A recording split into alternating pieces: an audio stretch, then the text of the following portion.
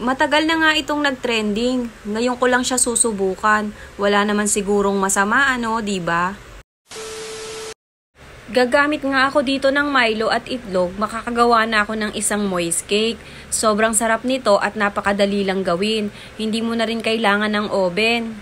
3 small sachet lang ng Milo tapos 2 itlog ay pagsasamahin ko lang sa isang bowl. Hahaluin ko lang ito at imimix ng maayos. Mekos-mekos ba kung tawagin? Ito ang recipe na ito ay tiyak na magugustuhan ng mga bata.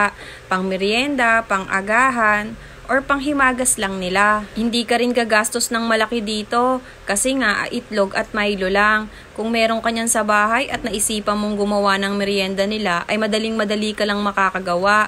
Hindi mo na rin kailangan pa ng oven. Tapos kung gusto mo siyang dagdagan ng tamis pa ay pwede ka naman mag-add pa ng sugar. Kung gusto mo pa niya ng diabetes na madami. Pag okay na nga yung consistency niya ay siset aside ko muna saglit. Magpapakulo na kasi ako ng tubig sa steamer. Tapos itong lagayan ko ay papahiran ko lang ng butter. Kung wala ka namang butter ay kahit oil lang ay pwede naman. At dahil ko konti lang naman yung mixture ko ay maliit lang itong lagayan na ginamit ko. Tapos ay naubusan pala kami ng gasol. Kaya instead sana nasakalan ako magpapakulo ng tubig sa steamer, ay gagamitin ko na lang yung Hodek electric cooker ko. Buti na lang meron akong alternative na gagamitin. Napakaswerte ko talaga at nabigyan ako nito. At dahil wala naman akong magamit na aluminum foil, ay plastic na lang yung gagamitin ko. Ang mahalaga ay makoberan ko siya para hindi siya matuluan ng tubig.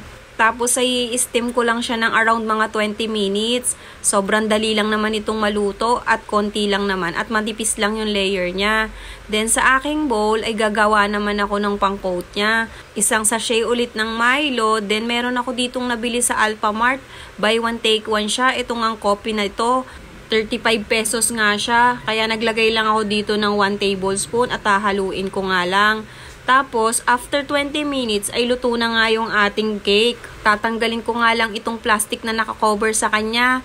Dahan-dahan nga ako at nainit, napaso pa nga ako. Then, itatransfer ko lang ito sa plato. Tapos, ay lalagyan ko na nga ito ng coat sa ibabaw. Diba? Sabi ko sa inyo, napakadali lang talaga niyang gawin. Kaya, i-try nyo rin. Sa halagang 60 pesos nga, ay nakagawa na ako ng isang masarap na merienda. Pagkalagay ko nga ng coat nito, ay ilalagay ko muna sa rep at palalamigin saglit. Mas masarap kasi siya ng mas malamig. Oo nga pala, ang coat nito ay optional na lang. Depende na lang sa inyo kung gusto nyong lagyan.